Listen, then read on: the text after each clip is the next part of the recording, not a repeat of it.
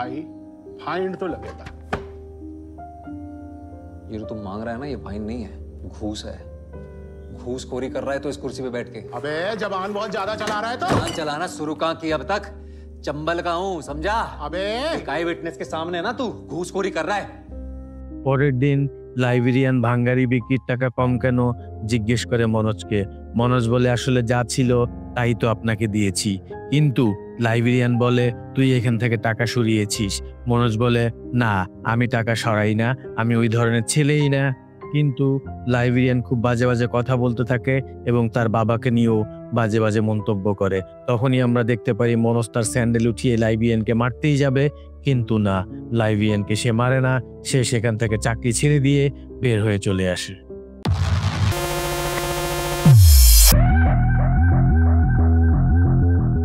কিছুদিন পরে প্রীতম তাকে খুঁজতে খুঁজতে চলে আসে মালিকাগঞ্জ। আর এখানেই মনোজ একটা আটা ভাঙার ছোট্ট একটা মেশিনের ঘরের মধ্যেই থাকতো এবং সে এখানেই কাজ করত। সারাদিন মেশিনে আটা ভাঙতো আর রাতের বেলা পড়াশোনা করত। এই সব কিছু শুনে প্রীতম তাকে সাথে করে নিয়ে যেতে চাইলে মনোজ যেতে চায় না। মনোজ বলে না, আমি এখানেই থাকবো আর এখান থেকেই পড়াশোনা করব।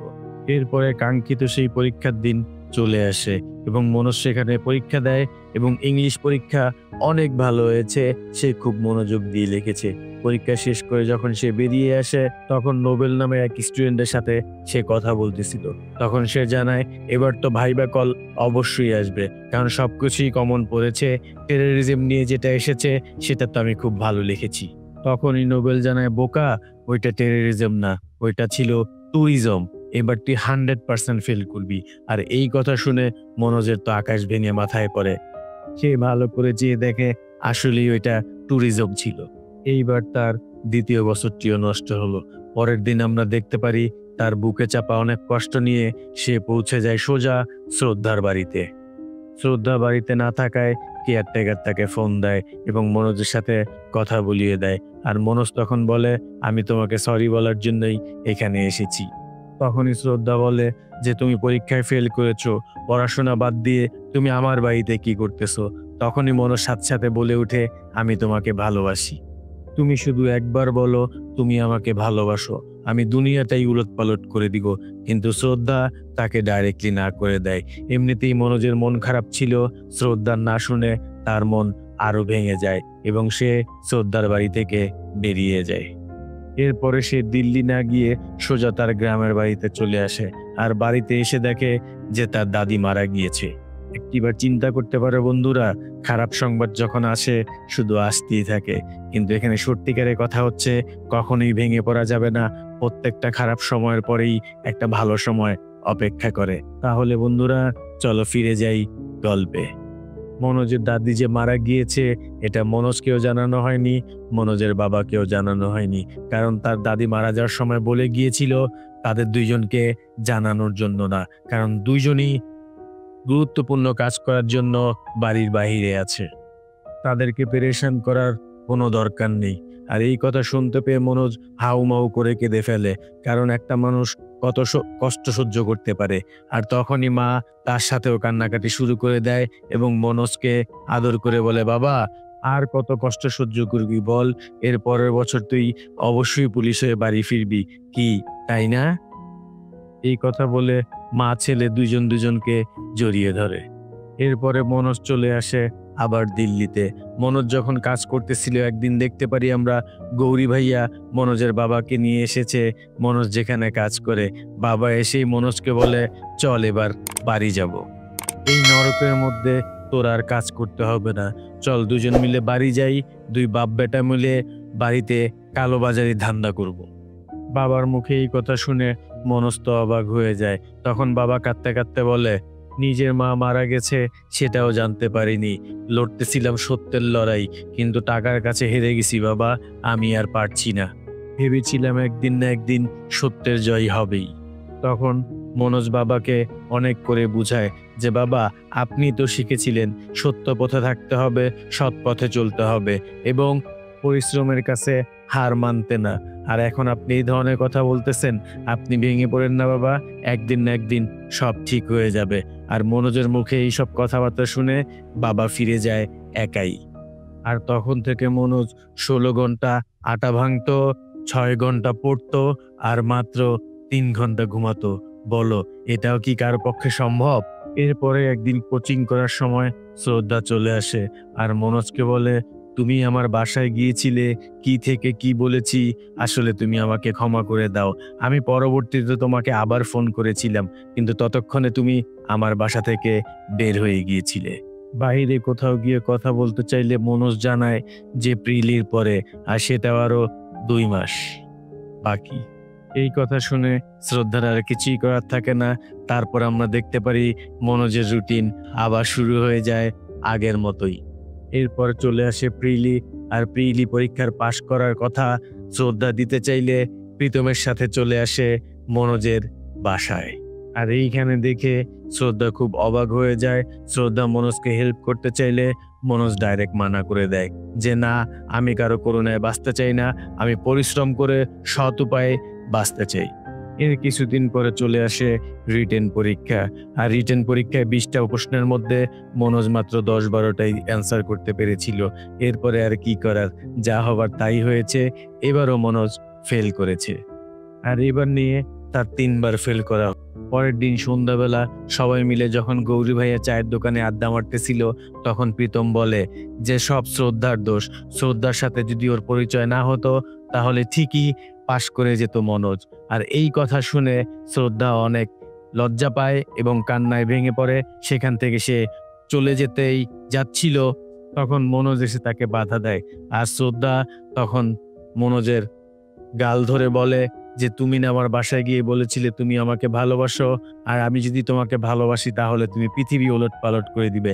হ্যাঁ, আমি তোমাকে ভালোবাসি, দাও তুমি এবার পৃথিবী উলট পালট করে দাও, আর দেখাও তোমার জাদু। আর এই কথা শুনে সাথে সাথে মনোজ এক দৌড়ে দীপমোহনের কাছে চলে আসে। এসে বলে, প্রিলি তো পাশ করতে পারি, কিন্তু রিটেনে কেন পারি না? তখন দীপমোহন বলে, একটা প্রশ্ন লিখতে তুমি 8 মিনিট 20 সেকেন্ড সময় পাবা, আর এর মধ্যে তোমাকে 200 শব্দ লিখতে হবে। মনোজ বলে, পারবো স্যার। আর তখনই আমরা দেখতে পারি দীপমোহন পেন এবং পেপার দিয়ে দেয়, বলে এবার তুমি তোমার নিজের সম্বন্ধে লেখো। কিন্তু আমরা দেখতে পারি সময় পার হয়ে গেলে মনোজ নিজের সম্বন্ধে মাত্র 80 থেকে 90টাই লিখতে পারে। আর এটা দেখে দীপমোহন বলে, তুমি তোমার নিজের সম্বন্ধেই লিখতে পারলে না, তাহলে ওই টপিকগুলো সম্বন্ধে তুমি কিভাবে লিখবে? হবে না তোমাকে দিয়ে। আর এই কথা শুনে মন খারাপ করে মনোজ সেখান থেকে চলে আসে। অপরদিকে আমরা দেখতে পারি গৌরী ভাইয়া তো পুরাই ক্ষেপে যায়, আর মনোজকে বলে, হবেই না তোকে দিয়ে। দিনে যদি 15-16 ঘন্টা আটা ভাঙিস তাহলে পড়বি কখন তুই? এইভাবে কি করলে কখনো তোর রিটেন ক্লিয়ার হবে? আজ থেকে তুই তোর সব জিনিসপত্র নিয়ে আমার বাসায় চলে আসবি। আর টুটুল, তোর আজ থেকে দোকানে আসতে হবে না। তুই মনোজের রান্না করে দিবি, আর ওর যা যা কাজ করা লাগে সব তুই করে দিবি। দোকান ঠিক আমি সামলে নিব। আর মনোজ, আমি তোর বাড়িতে ঠিকই মাসে মাসে টাকা পাঠিয়ে দিব। কিন্তু এসব কথা শুনে মনোজ না করে দেয়। তখন ভাইয়া বলে, এগুলো আমি তোকে ফ্রিতে দিচ্ছি না, তুই তোর চাকরির 1ম মাসের বেতন দিয়ে আমার সব টাকা পরিশোধ করে দিবি ডাবল। তারপরেও মনোজ না করলে জেগে যায় ভাইয়া, আর তখন মনোজ মেনে যায় ভাইয়ার কথা। তারপর মনোজ চলে আসে গৌরী ভাইয়ার বাসায়। পরের দিন সকালে শ্রদ্ধা আসে মনোজের সাথে দেখা করতে এবং একটা স্টপ ওয়াচ মনোজকে দিয়ে বলে, এটা উপহার দিয়েছিল আমার বাবা, কিন্তু শর্ত একটাই, তোমাকে প্রতিদিন 16 ঘন্টা পড়াশোনা করতে হবে। আর কি করা, মনোজের শুরু হয়ে যায় পড়াশোনার এক তোর লম্বা জার্নি। শুধু পড়া আর পড়া, পড়া আর পড়া। কোন দিক দিয়ে যে সময় চলে যাচ্ছে টেরই পাওয়া যাচ্ছে না। একদিন দেখতে পারি শ্রদ্ধা এসে মনোজকে বলে, আমার রিটেনের ডেট চলে এসেছে, আমি এখন যাব। তারপর কিছুদিন পর গৌরী ভাইয়া এসে বলে যে ক্লিয়ার হয়ে গেছে শ্রদ্ধার এক্সাম, কিছুদিন পরই ওর ভাইবা। এই কথা শুনে মনোজ অনেক খুশি হয়। তারপর আর কি আস্তে আস্তে সময় কাটতে থাকে। একদিন পড়ার সময় কারেন্ট চলে যায়, কিন্তু মনোজের পড়া তো আর থেমে থাকে না। সে সোজা ল্যাম্প পোস্টের নিচে এসে পড়তে বসে যায়। আর ঠিক তখনই তুতুল এসে খবর দেয় যে শ্রদ্ধা দিদি ফোন করেছে। আর মনোজ দৌড়ে যায় সেই ফোনের কাছে, আর ফোনের ওপাশ থেকে শ্রদ্ধা বলে, আমি পাশ করেছি, এখন আমি ডেপুটি কালেক্টর। আর এটা শুনে মনোজ আরো খুশি হয়ে যায় আর তার পড়ার স্পিড আরো বাড়িয়ে দেয়। তারপর মেইন এক্সামও ক্লিয়ার হয়ে যায় মনোজের, কিন্তু প্রীতম এবারও ফেল করে যায়। এরপরে আমরা দেখতে পারি মনোজ শ্রদ্ধার সাথে ফোনে কথা বলতে চাইলে রেগে যায় প্রীতম আর বলে, আমি ফেল করেছি, এতে তোর কোনো কিছু যায় আসে না, তাই না? আমি তোকে এনেছিলাম এই শহরে, তুই আইপিএস সম্বন্ধে জানতিও না, আমি তোকে সবকিছু বুঝিয়ে বলেছি, আমারটা খেয়েছিস, আমারটা পড়েছিস, আর এখন তুই আমার কোনো খোঁজই রাখিস না। ভালোই। এরপর আমরা দেখতে পারি মনোজ তার গ্রামের বাড়িতে মায়ের সাথে কথা বলে, আর তাদের সাথে কথা বলা শেষ করে ফোন দেয় শ্রদ্ধার বাড়িতে। আর ফোন রিসিভ করে শ্রদ্ধার মা, বলে শ্রদ্ধা বাড়িতে নেই, কিন্তু আসলে শ্রদ্ধা বাড়িতেই ছিল, মিথ্যে কথা বলেছে তার মা। তখনই আমরা দেখতে পারি ওই দিনই সন্ধ্যাবেলায় ফোন ব্যাক করে শ্রদ্ধা আর বলে, আমি তোমার ইন্টারভিউর দিন আসতে পারবো না, কারণ বাবা মানা করেছে। বাবাকে কেউ ফোন দিয়ে বলেছে যে আমি নাকি তোমার সাথে রাত কাটিয়েছি, এবং আরো আজে বাজে অনেক কথা বলেছে। এরপরে ফোন রেখে দিলে শ্রদ্ধার মা বলে, এসব কথাবার্তা ওকে না জানালেও পারতি, তোর বাবার মন খারাপ হয়ে গেল। তখন শ্রদ্ধা বলে, মা, কষ্ট তো আমি পেয়েছি, বাবা আমার কথা বিশ্বাস না করে অপরিচিত একজন মানুষের কথা বিশ্বাস করলো বাবা। আরেকটা কথা মা, আমি এখন আর বাচ্চা নই, আমি এখন একজন ডেপুটি কালেক্টর, চাইলে আমি এখনই যেতে পারি, কিন্তু আমি যাব না। আমি চাই না তোমাদের ছোট করতে, আমি তোমাদের অনুমতি নিয়েই যাব, প্লিজ বাবা আমাকে যেতে দাও। এদিকে মনোজ প্রীতমকে ফোন দিয়ে জানতে পারে যে প্রীতমকে পুলিশ ধরে নিয়ে গেছে, আর সাথে সাথে মনোজ চলে আসে পুলিশ স্টেশনে। এসে জানতে পারে প্রীতম রাস্তায় চিল্লাচিল্লি করার কারণে পুলিশ তাকে ধরে এনেছে, 3000 টাকা ফাইন করেছে, আর 2000 টাকা পেলেই সে ছেড়ে দিবে প্রীতমকে। আর তখন মনোজ বলে যে শুধুমাত্র চিল্লাচিল্লির কারণে আপনি ধরতে পারেন না, আর 3000 টাকা ফাইনও নিতে আপনি পারেন না, আপনি যেটা নিয়েছেন সেটা ঘুষ। আর এই কথা শুনে পুলিশ খুব রেগে যায়। তখনই মনোজ বলে, ওই যে দেখছে আপনার সিনিয়র, আর আপনি তার সামনেই ঘুষ নিচ্ছেন।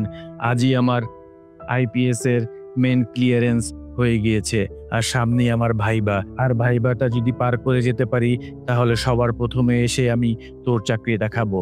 আর এই কথাবার্তা শুনে বড় অফিসার এসে প্রীতমকে ছেড়ে দেয়, আর যে 3000 টাকা ঘুষ নিয়েছিল সেটাও দিয়ে দেয়।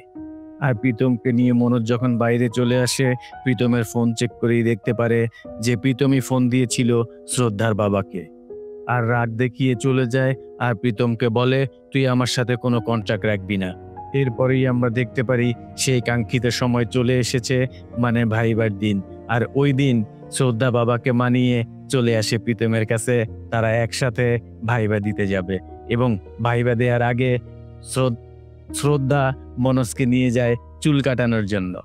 আর চুল কাটানো শেষ করে তারা দুজন চলে আসে সোজা প্রীতমের বাসায়, আর প্রীতমকে এসে ধন্যবাদ জানায়, বলে, আজ আমি যা দেখছিস এটা শুধুমাত্র তোর জন্যই হয়েছে, তুই আমাকে এই শহরে না আনলে হয়তো বা আমি এত দূর এগুতে পারতাম না। এই কথা শুনে প্রীতম অনেক খুশি হয়ে যায়, এবং প্রীতম শ্রদ্ধার কাছে সরি বলে যে তার বাবার কাছে উল্টাপাল্টা কথা বলার জন্য। আর শ্রদ্ধা বলে, তুমি মিথ্যে কথাও এত সুন্দরভাবে সত্যিভাবে প্রেজেন্ট করতে পারো, এজন্য তোমার টিভি রিপোর্টার হওয়া দরকার, তুমি টিভিতে কাজ করো। প্রীতমের সাথে কথা বলা শেষ করে তারা দুজন চলে আসে ভাইবা বোর্ডের ইন্টারভিউ সেন্টারে। আর কিছুক্ষণ পরেই ডাক আসে প্রীতমের। ইন্টারভিউ দিতে যাওয়ার সময় এক পিয়ন আঙ্কেল তাকে বলে যে তুমি যার কাছে ইন্টারভিউ দিতে যাচ্ছ তার নাম হচ্ছে ডক্টর মেহতা, আর তিনি এমনিতেই হিন্দি মিডিয়াম স্টুডেন্টদের পছন্দ করে না, আর তুমি ভুলেও বলো না যে তুমি ফেল করেছিলে, তাহলে তোমাকে সেখান থেকেই বের করে দিবে আর ইন্টারভিউ নিবে না। এরপরে আমরা দেখতে পারি ইন্টারভিউ রুমে চলে এসেছে, এবং ডক্টর মেহতা তার বায়োডাটা দেখে বলে, তুমি ইন্টারমিডিয়েটে ফেল করেছিলে কিভাবে? তখন মনোজ বলে যে যখন আমরা পরীক্ষা দিচ্ছিলাম সেবার আমাদের গ্রামে এক ডিএসপি এসেছিল, সে আমাদের চিটিং করতে দেয়নি, আর এই কারণেই আমি ফেল করেছিলাম। আর এই কথা শুনে সাথে সাথে ডক্টর মেহতা মনোজকে সেখান থেকে বের করে দেয়। আর চলে যাওয়ার সময় ইন্টারভিউ বোর্ডের এক ম্যাডাম বলে, তুমি বাহিরে 2 মিনিট দাঁড়াও। বাইরে যখন বের হয়ে আসে মনোজ, তখন আমরা দেখতে পারি শ্রদ্ধার দেয়া একটা চিঠি মনোজ দেখতেছে। আর ওইখানে লেখা ছিল, শ্রদ্ধা মনোজকে বিয়ে করতে চায়। আর এইটা দেখে মনোজ অনেক খুশি হয়ে যায়। আর এই চিঠিটা কখন দিয়েছিল বন্ধুরা জানো? ঠিক মনোজ যখন ইন্টারভিউ দিতে যাবে এর আগে গাড়ি থেকে নামার সময় শ্রদ্ধা এই চিঠিটি দিয়েছিল আর বলেছিল, এটা এখন পড়ো না, পরে একটা সময় তুমি পড়ে নিও। আর মনোজ সেটা এখন পড়লো। চিঠিটা পড়া শেষ করে মনোজ তখন বসে থাকে এবং আমরা দেখতে পারি মনোজের আবার ডাক এসেছে। আর মনোজ যখন ভিতরে যায় তখন ওই ম্যামটা বলে, তুমি তো এখানে মিথ্যা বললেও পারতা, তুমি সত্যিটা কেন বলেছো? কেন বলেছো তুমি চিটিং করো?